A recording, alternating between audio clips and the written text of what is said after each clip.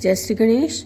आज मैं आपको भाद्रपद माह के कृष्ण पक्ष की अजय एकादशी की कहानी सुनाने जा रही हूँ और इसका महात्म्य सुनाने जा रही हूँ। कुंती पुत्र युधिष्ठिर बोले, हे जनार्दन, अब आप मुझे भादु की कृष्ण पक्ष की एकादशी के बारे में बतलाइए। उस एकादशी का नाम तथा उसकी विधि क्या है, सुविस्तार पूर्वक कहिए। श्री कृष्ण भगवान बोले कि हे युधिष्ठिर, भाद्रपद की कृष्ण पक्ष की एकादशी को अजा कहते हैं। जो मनुष्य इस दिन भगवान की भक्ति पूर्वक पूजा करते हैं तथा व्रत करते हैं, उनके सभी पाप नष्ट हो जाते हैं। इस लोक और परलोक में सहायता करने वाली इस एकादशी के व्रत के समान विश्व में कोई दूसरी एकादशी नहीं है। इस एकादशी की कथा इस प्रकार है। प्राचीन काल में एक चक्रवर्ती राजा हरिश्चंद्र राज्य करता था। वह अत्यंत वीर प्रतापी तथा सत्यवादी था। उसने किसी अज्ञात कर्म और प्रतिज्ञा से राज्य को त्याग दिया। वह अपनी स्त्री और पुत्र को भी बेच डाला। वह स्वयं एक चांडाल का सेवक बन गया था।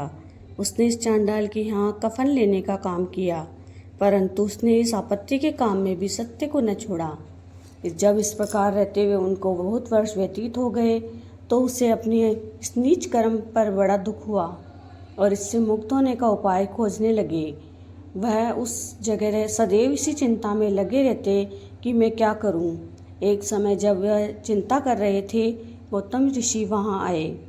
राजा ने उन्हें देखकर प्रणाम किया और अपने दुख की कथा सुनाने लगे। महर्षि गौतम राजा के दुख से परिपूर्ण वाक्यों को सुनकर अत्यंत दुखी हुए और राजा से बोले कि हे राजन, भादों के कृष्ण पक्ष में अजा एकादशी होती है।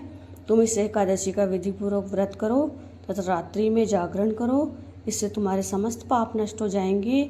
गौतम ऋषि राजा से इस प्रकार कहकर अंतर्ध्यान हो गए।